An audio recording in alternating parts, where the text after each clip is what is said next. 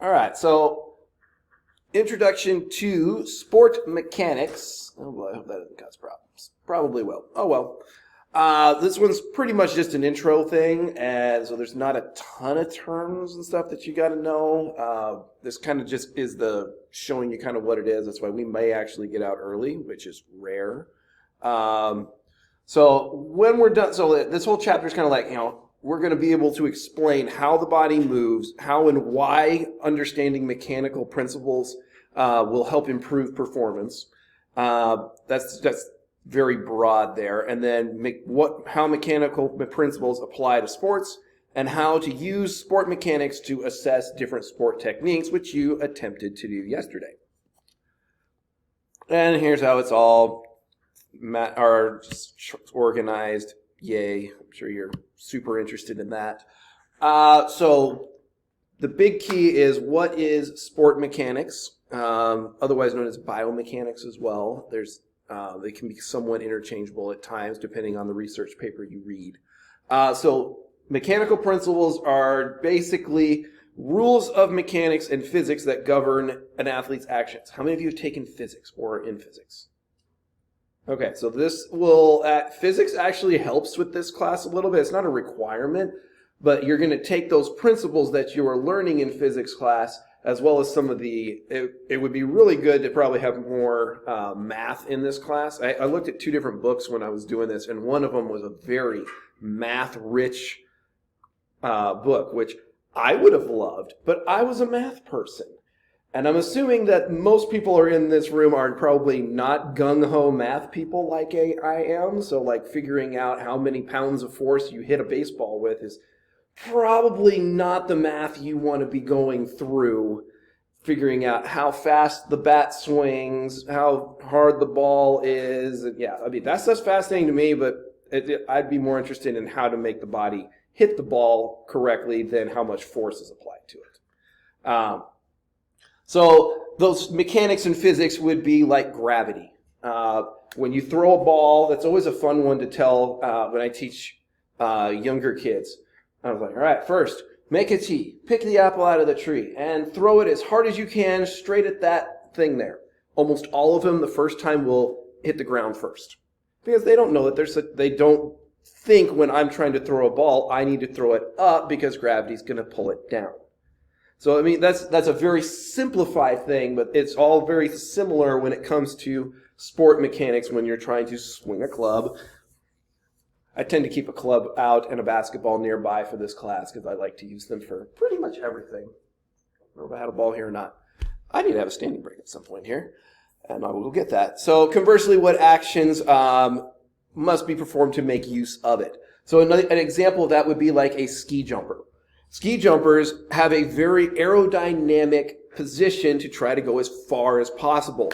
If you ever watch the Winter Olympics, it is fascinating to watch them because you'll actually see them as their hands are back there. They are using their hands to direct themselves so that they go straight, and like every little minor thing to try to get as much distance as possible. I always look at this position here, and those ankles and knees, it looks like they're hyperextending their knee. And it just looks really painful to me. I was talking with Austin this morning in class, and he had a meniscus problem. And I'm like, oh man, doing that with a meniscus, it'd be so painful. But they try to get in a streamlined shape, flexing their legs, bending forward, accelerating down to reduce whatever air resistance they have. Other things we'll work on that are part of this class would be moving through water, or air is still technically a fluid, and finding the most aerodynamic position. I don't know if any of you guys ride road bikes at all, but trying to get in a really low, streamlined position, putting your hands as flat as you can to try to get as much speed as possible is always a part of that. Or just basic mechanical forces. You're going to have the weight of the ball, the weight of your forearm pulling down, and that bicep muscle is going to have force going the other way to hold the ball up. And I think tomorrow we'll talk about the different levers that go along with that. But that's just other mechanical forces there. So how would this actually help you in your profession, either as a trainer, therapist, or teacher. So you want to provide an understanding of those physical laws so that when you're teaching a kid to throw a ball, you throw it up a little bit so that it can actually get to your target. Help you watch an athlete perform and immediately know what external forces the athlete has to contend with. If I'm playing golf, what directions and what forces do I have to deal with? Just throw it out there. Just what do you think? Huh? What forces are we dealing with if I'm trying to hit a golf ball? That's one. So how much resistance I have at the bottom. So there's some friction there maybe. What other forces are you having here? The weight of the club. The angle. Oh, that was you're going to get me going too much here. There's like 3 different angles that you have to deal with.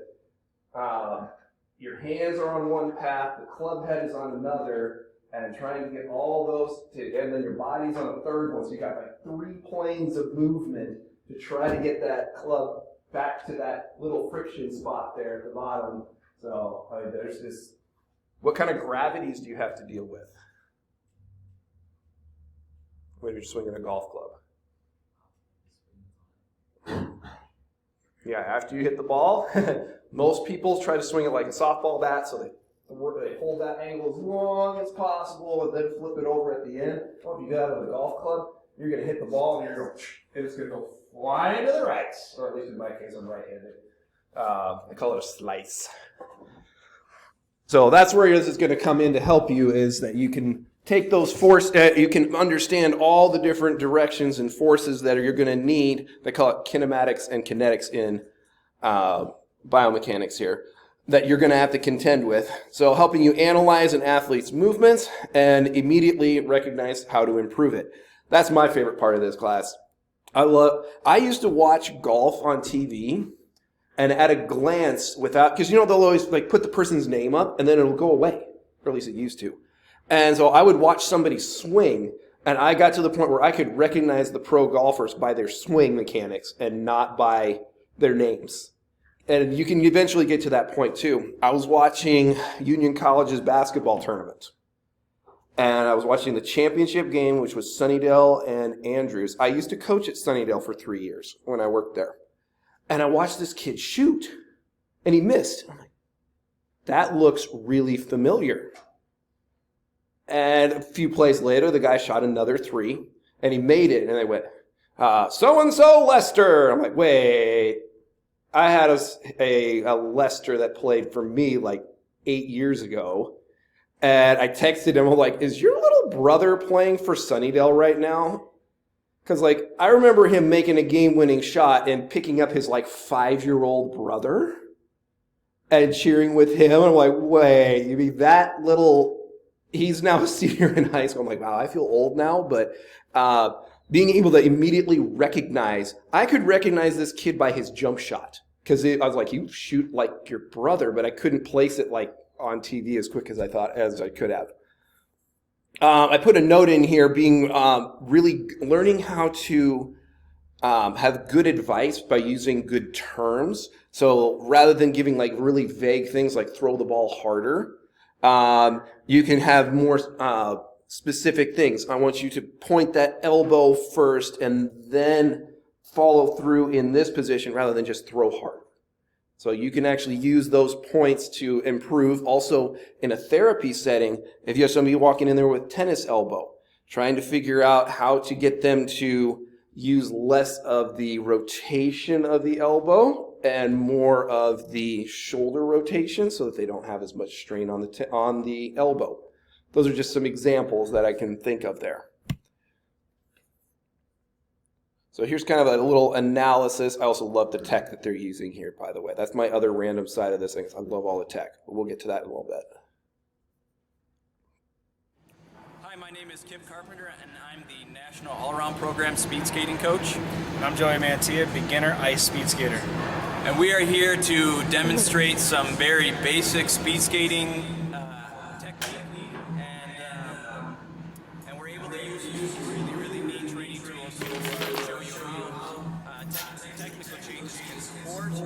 take away speed on the ice. Okay, so the few concepts that I wanted to talk about today, the few basic speed skating concepts are knee bend, what happens when you don't have any knee bend, and what happens when you do create a lot of knee bend, upper body position, and how that affects wind resistance and your ability to get down into skating. And the last thing was pushing to the side. So since Joey is a beginning speed skater and hasn't been skating for very long, he's going to make lots of mistakes. So right now he starts the treadmill off at 20 miles an hour. Upper body straight up, and he doesn't have a whole lot of knee bend.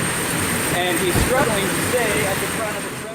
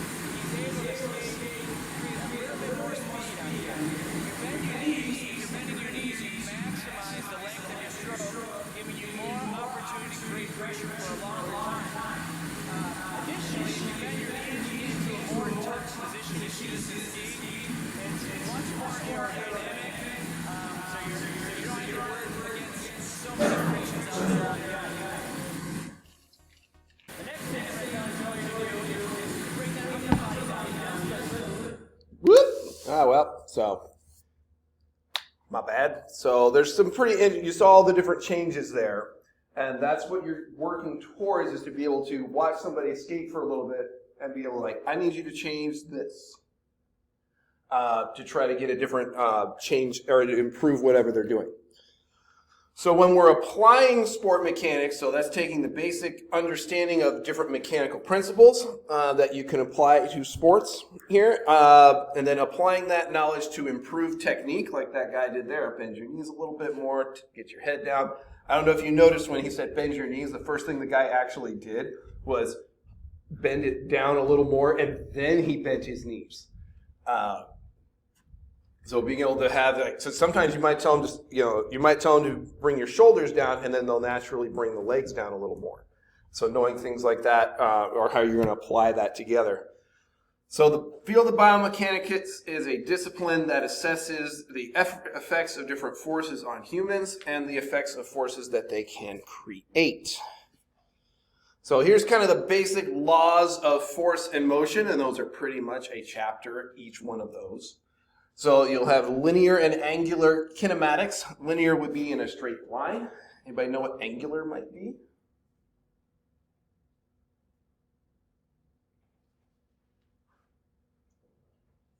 Either rotational angles or arches and kind of things. Those would be angular kinetics and kinematics. Different forces, different laws of motion. Center of mass makes a huge difference on so many things. Just playing basketball, and you'll hear a lot of basketball and golf in this class, because those are my best sports. But watching somebody, the first thing you do, if I'm going to play defense and I need the defensive slide to this side, the first thing I have to do is lower my center of mass and then move. So that's why we teach people in basketball to start down in a low defensive stance, is because we'll be able to go quicker to the side rather than having to drop and then move, which will let the opponent get that much faster. Yeah, that's pretty much every sport that you play in. Soccer has very similar ones there. All right. I forget what this guy talked about. Bear with him. He takes a little while to get going. Hi, I'm Cameron, and today I'll be speaking to you about biomechanics in sports. Sports and science are often considered very different activities. In mainstream media, science users, also known as nerds, are really interested in or even good at sports. Science, in its essence, is the pursuit of understanding through observation, which begs the question, can we understand the human movement that is involved in sports and exercise through observation alone? And the answer is yes. With biomechanics. With biomechanics, we can help athletes prevent injury as well as improve performances. If we can understand the positions and the movements that result in injury, then we can help athletes avoid these particular positions. And if we can optimize the techniques used in a particular sporting event, then we can help athletes have greater success in their chosen field of play. But before we can achieve either of these two goals, we first need to establish what human movement is made up of. Human movement is comprised of motion and forces. Motion can either be linear, which is moving along a particular path, or angular, which is moving around a fixed point. However, when we move, it's often a combination of both linear and angular motion. If you were to jump forwards, your body would follow a particular path as you flow through the air. But various parts of your body would actually be rotating in order to maintain your balance while you were airborne. Whenever we want to generate movement, we first have to generate forces in our muscles that's going to propel us in certain directions. And when we include the equipment that's often used in sports, this adds another layer of complexity, as we now need to account for the forces of this equipment on the surrounding environment. So if we see a way to observe and analyze human movement, we need methods that are going to allow us to visualize and quantify motion and forces. And we're able to do this with the motion analysis lab. With the motion analysis lab, we can use that would be so cool. that can visualize a person in 3D space. Using these cameras, we can measure the angles and positions that a person moves through as they complete a specific task. If the motion analysis lab has force plates or a force treadmill, now we are able to get the ground reaction force of the individual as they complete the task. In this video, you see arrows shooting up off the ground. This is the ground reaction force of the individual as they complete the sprint. Sports and exercise are always evolving. Athletes and people are always striving for new and better ways to improve and get better in their specific sporting events. But nowhere is the effect of physics and biomechanics more evident than in the event of the high jump. Athletes used to use a variety of techniques to get over the bar, most popular of which was the straddle technique that you see here. It wasn't until 1968 that Richard Fosbury introduced his technique, the Fosbury flop, in which the athlete would actually go over the bar backwards. The genius of the Fosbury flop is not that the athlete would go over backwards, but the fact that as the athlete soared over the bar, their center of gravity actually passed below it. When trying to get over an obstacle, you usually have to translate your center of gravity to a point at or higher than the obstacle you're trying to get over. And this is the case for every other high jump technique except the Fosbury flop. Thus, by using the Fosbury flop, Richard Fosbury was actually using less energy than his competitors, as he had to translate his center of gravity to a lower point. Using biomechanics, we can help athletes optimize the techniques used in their sporting events, like the Fosbury flop and the high jump. Or, using biomechanics, we can analyze the training regimes or the equipment of athletes to help them have a greater success on their field of play. For these two reasons, biomechanics is a major player in sports and exercise. So a lot of things in there, a lot of cool gadgets that I wish we had. Especially some of those ground reactive forces that he had there. That was really, really cool. Force plates are about 15 grand. So like, yeah, we don't got that kind of a budget as much as I would love to. One of the things he talked about there was different technologies. And as technologies evolve in, say I use golf a lot, all of your irons used to look like this. So the back here was really solid, and they had kind of a heavier end, called bottom or the toe of the club. And then that changed to more of these hollow back is what they call it. So this ends up being more of the weight is on the outside, and so that makes it a much more forgiving hit. Also has less spin on it. The other way they've changed a lot is the materials they use. I don't even have one anymore. There's probably one in that storage room over there, I bet. But golf clubs used to be made of wood, and they were about a third this size. Which one do you think is going to be easier to hit? The one that's 3 times as big or smaller? Bigger. So, and when you do that, you as the professional, and as you go through your professional careers, you're going to see technologies change, and that may or may not change how you teach someone to play that sport or how you analyze and critique their skills. It will depend on what kind of technology they have. The other thing that they have changed a lot in golf is the golf ball. It has gotten more elastic, as in it squishes together more as it hits, and that also makes it go farther. It spins more.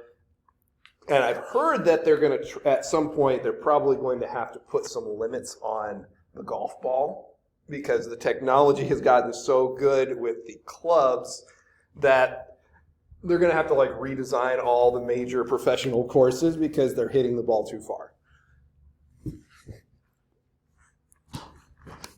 So technique is best described as a pattern or sequence that we use. Being able to distinguish safe and mechanically correct movements that serve no purpose is essential for skills. And we did this here in several different classes. Your open skills and closed skills. A closed skill would be like a discus thrower. I actually saw them at like this Catholic school I drove by in Santa Rosa. They were practicing discus and shot put out on their field there. I thought that was pretty interesting to watch because I was also stuck in traffic waiting to go through a stoplight. So it's a closed skill to the thrower because the thrower is the person that determines when to start spinning and when to release. An open skill would be like tennis because every swing is going to be slightly different because it's going to be in different position, different footwork, different overhand, backhand, forehand. So those are all going to be slightly different, so that's why that would be defined as an open skill. Take a standing break. I'm making you sit for a while. I see some heads starting to droop there. The one bad thing about a noon class is most of you probably had lunch right before this. I did.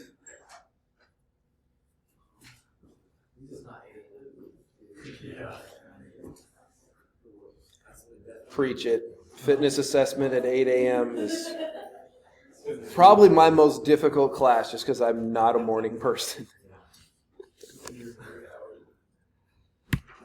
I'm going to try to make that like a 10 o'clock next year.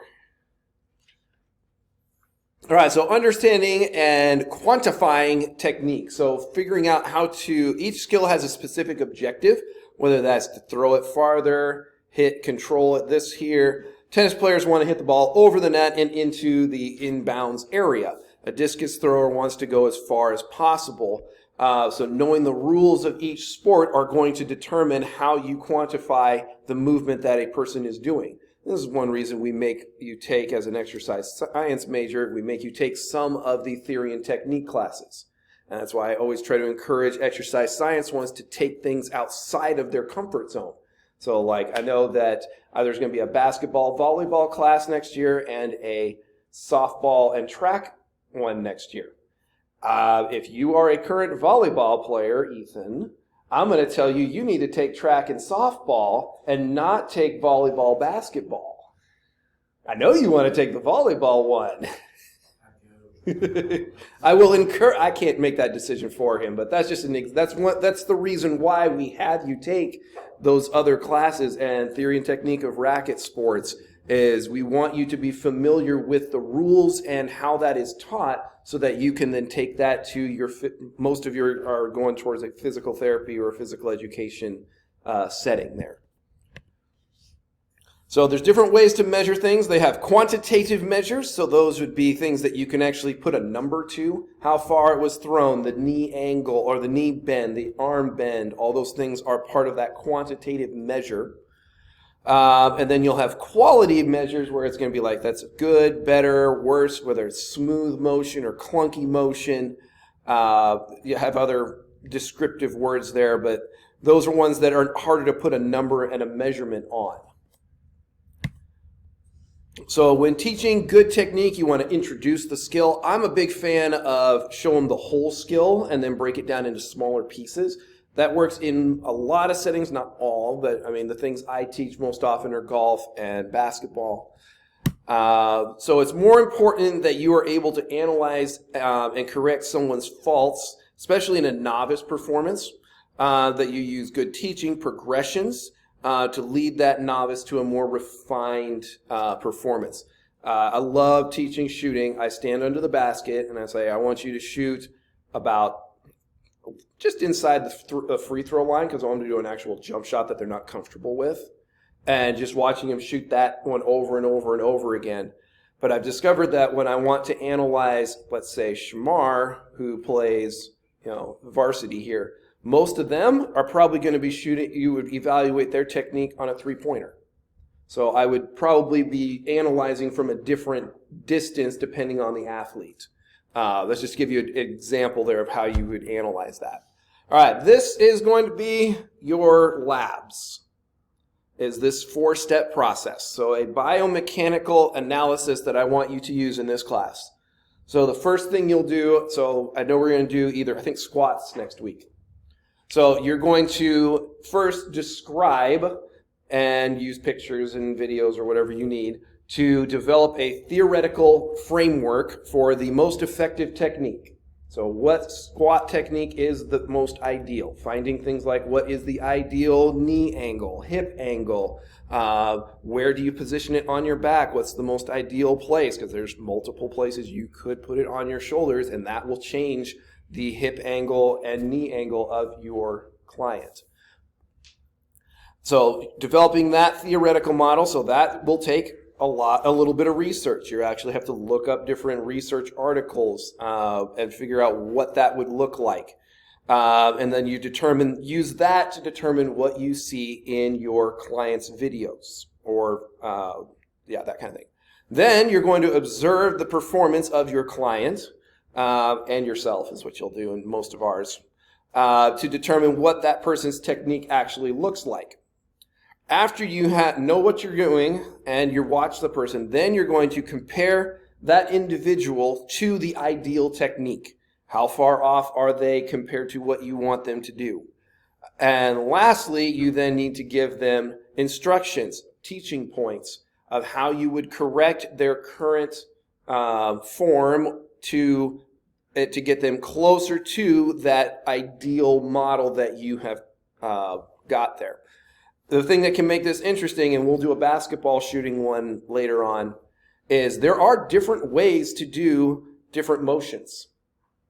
I would argue that the method I have been teaching is, at least for shooting a basketball, is the most ideal method biomechanically, as in it has the least amount of other motion that you can do.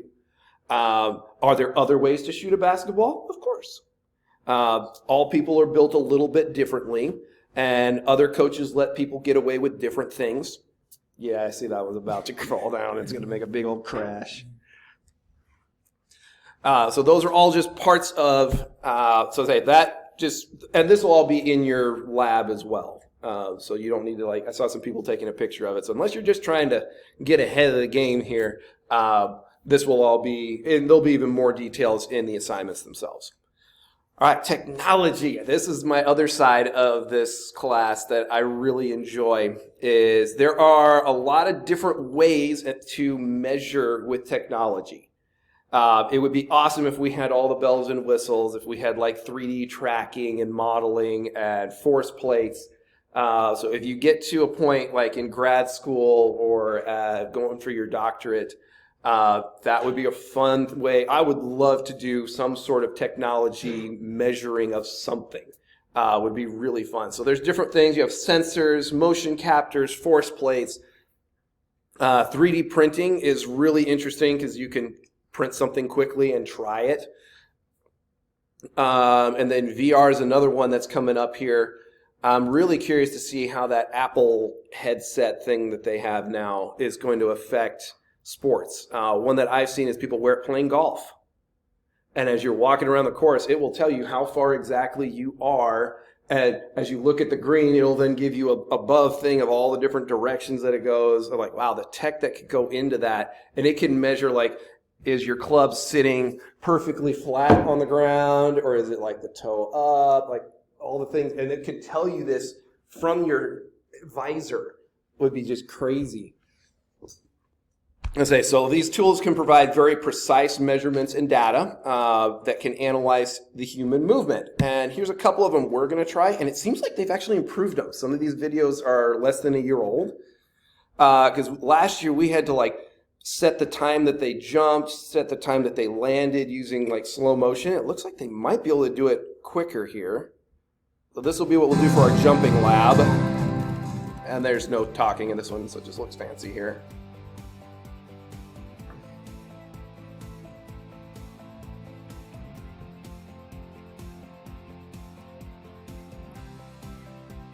And then it just gives you how much force you used, how high you jumped, all that in one shot. And these I have on my computer and on the iPad, because it costs like $100 for the whole thing, and I don't want to make you guys spend that. But you can get like a 2-week trial or something, so if we put the labs close enough together, I think you could probably get it and do it on your own phone and just cancel the trial before it charges you anything. So just to give you an idea, and then the other one, this one we'll probably use on Tuesday, at least to a degree. This one will actually give you how fast you're moving. Sorry, it's not quite big enough there.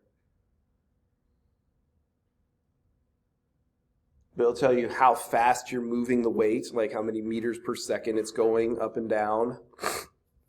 So there you go, velocity of each rep. So you could actually train to a specific velocity for each motion there, or for each rep.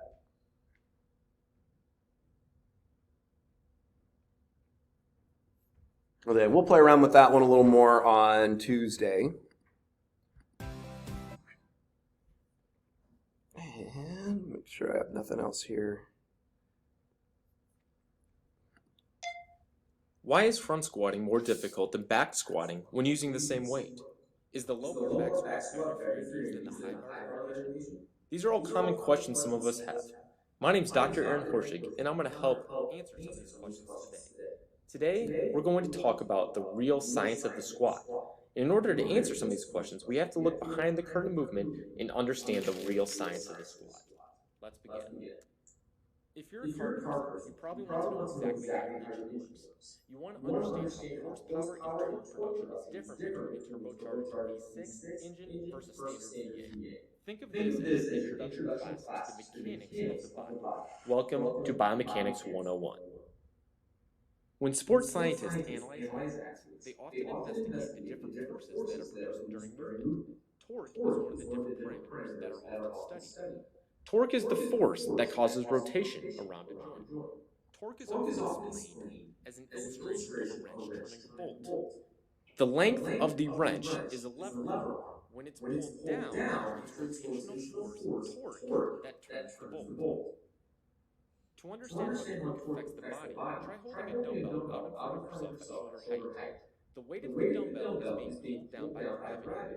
This creates rotational force at the shoulder joint. This force is torque. The muscle of the shoulder must then be activated in order to overcome this force and hold the weight from moving. In order to calculate torque, we need to understand how long the moment arm is. This is the distance from the point of force, or the dumbbell in this case, to the point of rotation, which is the shoulder joint. The moment arm is always calculated at 90 degrees or perpendicular to the pole of gravity.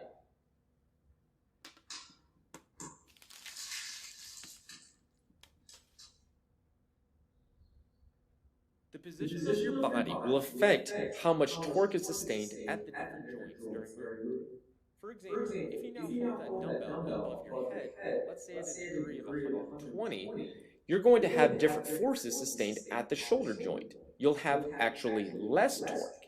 This is because the moment arm becomes shorter. Even though your arm, the lever arm in this case, stays the exact same length, the moment arm length will actually decrease because the moment arm is always calculated at a perpendicular to the force of gravity, which always pulls straight down. Another easy way to understand this concept is to perform a slow punch with a dumbbell in front of your body. It's obviously easier to hold a dumbbell close to your body than it is away. This is because the moment arm increases as your arm pushes away from your body. A small moment arm generates less torque on a joint when lifting the same weight. Let's now use this information to see how we can analyze torque during the back squat. To analyze a squat, we usually look at three things. The low back torque, which is the connection between the spine and the pelvis. The hip. This all applies to your lab next week. An efficient squat will always have the bar positioned over the middle of the foot. This leaves your body in balance and allows you to use your muscles efficiently. This bar now becomes your center of gravity. Pull straight down and creates moment arms. We can use the distances of the moment arms of the knee and the hip to calculate torque if we also know the angle that the body is placed in. We always freeze frame the body at a parallel position because that's usually where the most torque is generated during the back squat.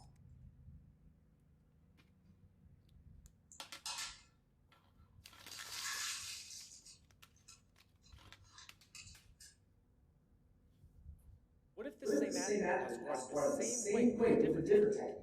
Let's assume he's using a low bar back squat technique. This variation places the bar 2 to 3 inches lower on the back than the high bar back squat. It's commonly used by powerlifters as it enables them to lift heavier weights. As you can see, the change in bar position increased the length of the hip moment and decreased the length of the knee moment.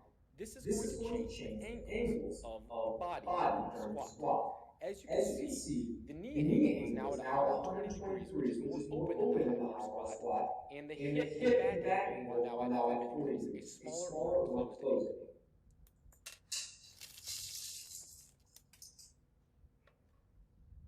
Let's now look at the front squat. This technique variation loads the movements differently than the previous two techniques. This is because the bar is now held on the chest. It requires, therefore, vertical trunk position in order to keep the bar positioned over the middle of the foot and allow the body to remain in balance. Because of this bar position, we're going to have a longer knee moment arm and a shorter hip moment arm. If we again freeze frame this squat in a parallel position, we see a knee angle of 130 degrees, which is smaller or closed compared to back squat techniques due to the more forward knee position. Also, the hip and back angles are going to be larger or open compared to the back squat techniques due to the more upright chest position. If you want to see how the different squat techniques generate different values at the low back, hip, and knee, check out the article on the Real Science of Squat on SquatUniversity.com. And don't forget to follow Squat University on Instagram, Twitter, and Totally recommend following them, by the way. All right, so those are basically everything we've already said there. All right, and we don't have time. I thought we might need that, but all right, so you have a quiz tonight. Somebody took it 3 minutes before I added 7 questions to it. Good job. It just cracked me up because I hit save and then I looked on there and I'm like, wait, what? How's there one to grade already? So. Well, lucky you. You're going to get freebie points on all those extra ones. Huh? It says 7 away. Huh. So like I submitted it, it was 12 or 12, and then it went 12 out of 19. You do get 2 tries. So you can try it again tonight, and if you need a third one, I can give you that. I follow them. They're so. I love their stuff. I love their stuff. Oh,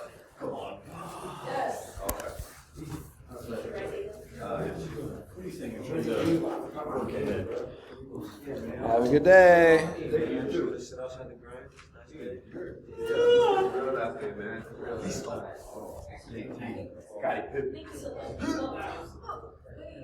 I want to sleep for 12 hours. Ooh. I like it when everybody's here on time.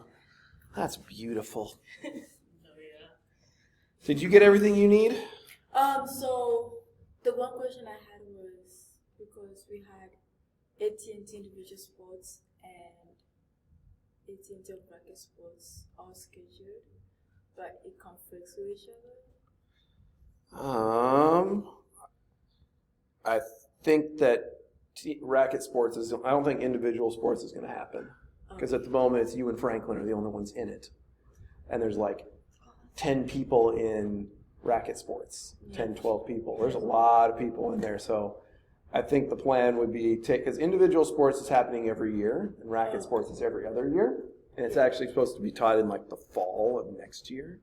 So it may be like 2 whole cycles before we get back to teaching racket sports, so I'd say take that one. Okay, because I'm already enrolled in that. It's just there's AT&T sports. That's right. That just means next year individual sports is going to have like 15 people in it. That's good. Can you do aquatics for that too? Because I need all the aquatics ones. Have you looked at that pool over there? But next year, I'll take it during the winter. I think we're going to do aquatic fitness is going to be in the fall next year. And then WSI and lifeguarding will be in spring quarter. We moved it around because Miss Nudek wanted to take fall off and go see like the fall colors in like Boston. Oh. So that's why it got moved to spring. And so all these water classes are happening in the spring. I'm like, why aren't we doing these in the fall? I know it'll get colder, but yeah.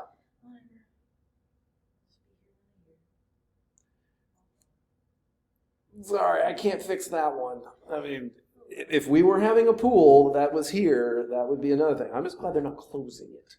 Because the options were fix it or fill it in.